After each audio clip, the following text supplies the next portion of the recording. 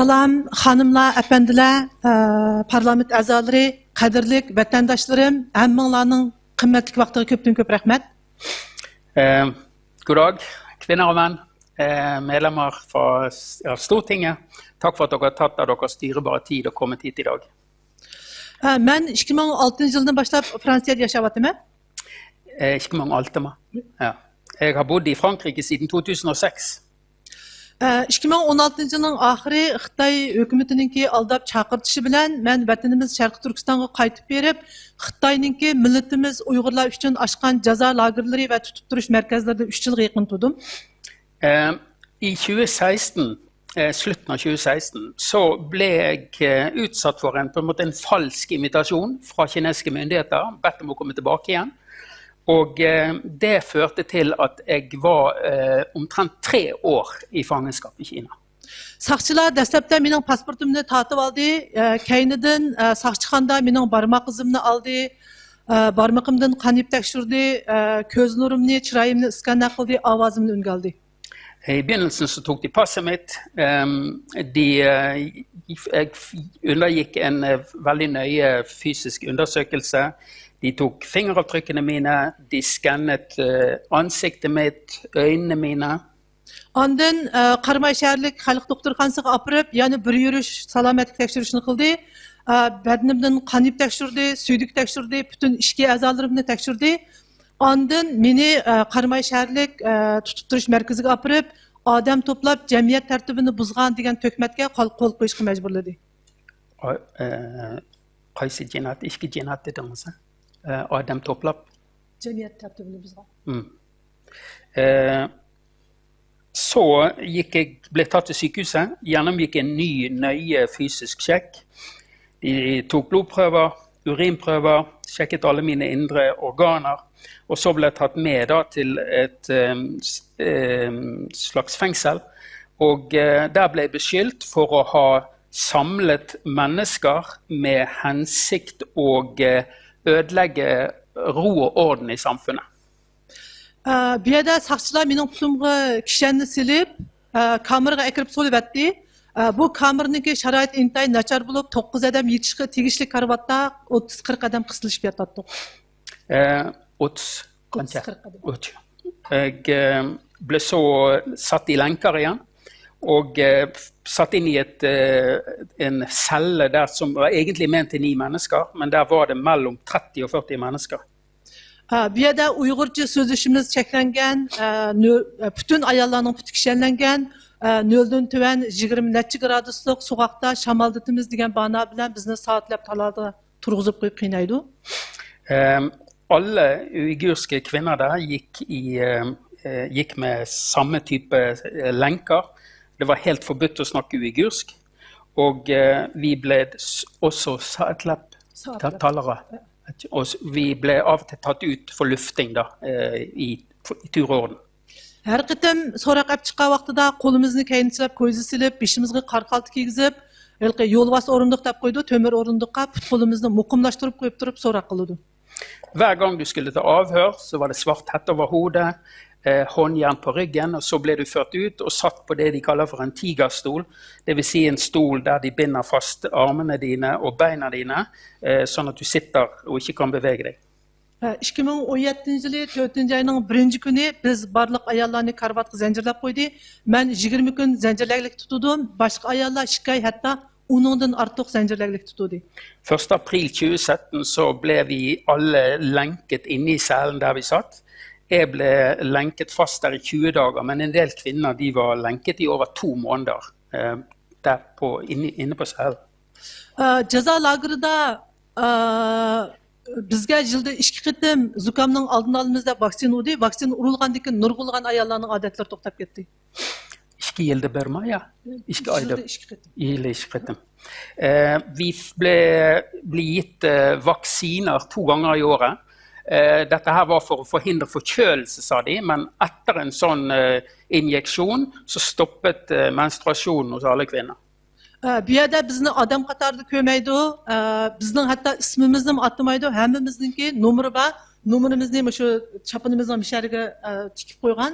Mening nomerim 9-nomer, bizni shu nomerimiz bilan ataydi. De brukte ikke navn på oss. Alle hadde nummer, og vi ble kun tilkalt med nummer, og alle hadde fått påsydd et sånt nummer. Så mitt nummer det var 9. Men tuğan bu ceza lagerida 17 yaştan 70 yaşçılık 250 yakın ayarlar vardı. På det stedet jeg var, der var det rundt 250 kvinner fra 17 år til opp til 70. Bu lager küçük kopağalığı üçün 2018 yılı 10. ayının 18. günü bizni yeniden silingan çoğun bir ceza lageriga keçide bir ayalga bir sakçı hemra bolup durup put kolumuzni kişenlep beşimizge qarqalt kiygizip durup yötkedik. På grunn av at dette stedet var for lite, så ble vi 18. oktober 2018 flyttet om natten til et nybygget større fengsel. Og det var en politimann vakt per kvinne når vi ble tatt av gårde i lenketilstand. Bu ceza lagerda mening faraz qilishimcha, men turgan shu rayonda 1000ga yaqin ayollar bor. Bizni 11 ayning 5 kundan boshlab 4 odamni bir guruh qilib, sot ichib, menga 7 yillik hukm e'lon qilgan. Jeg anslår at det var ca. 1000 kvinner i denne leiren her. 5. november ble en gruppe på 4 tatt ut, og vi ble gitt 7 års straff. Men muşu halatta 2019 yılı 3. ayının 12. günüge kadar tudum. Bu günü saqçılar meni şaraiti yaxshiroq bir yerga o'rinlashtirdi, chunki men o'riqlab intayin ajizlab ketgan.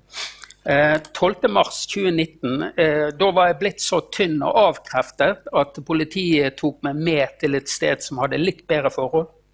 Men tunji qitim 3. ayının 18. günü Fransiyadagi ailemdagilar bilan telefonda aloqalashdim.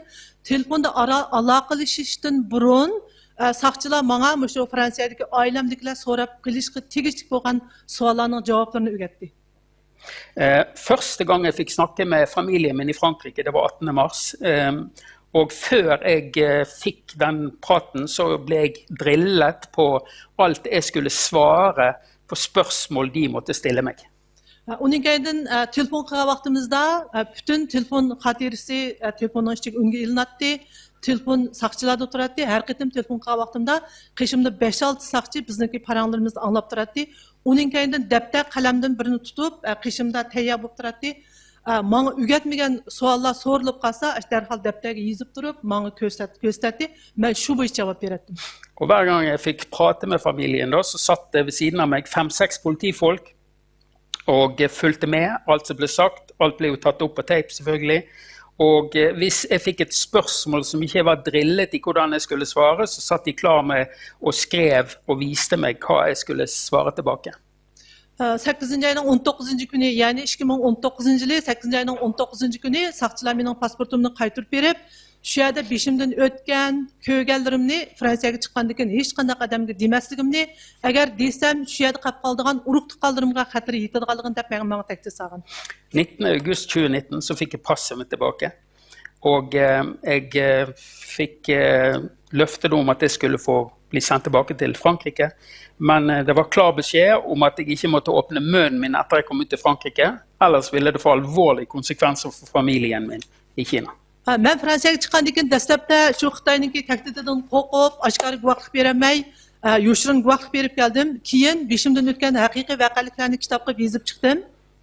Først var jeg livredd for konsekvensene for familien min, så jeg holdt en lav profil etter jeg kom ut igjen. Men etter hvert så endret jeg på det. Jeg har også skrevet en bok om det jeg har opplevd. Kitap nashrdan chiqqandan keyin Xitoy hukumati meni terrorchi deb e'lon qildi. Shu kundan boshlab vatandagi barliq urug' tuqqanlarim bilan bo'lgan aloqa uzildi. Etter at denne boken ble utgitt, så stemplet kinesiske myndigheter meg som terrorist, og all kontakt med familien i hjemlandet den er blitt kuttet. Men ular bilan hozir hech qanday aloqam yo'q, ularning o'lik yoki tirikligini bilmayman. Så jeg har ikke lenger noen mulighet til å kontakte de, aner ikke om de er døde eller om de lever. Uchur aloqa taraqqiy qilgan 21. asrda bizningki shu vatandagi urug' tuqqanlarimiz bilan aloqa qilib, shularningki hol ahvolini bilgidak huquqimiz yo'q, shunchalik kichikina huquqdan ayrilib qoldik. I dette århundret her, der alle har kontakt med alle overalt i verden, blir vi altså nektet å ha den enkleste form for kontakt med familien min vår hjemme, bare høre, står det til liv her hjemme, er dere friske? Vi vet ingenting. Hammanglarga ko'pdan ko'p rahmat. Tusen takk til alle sammen.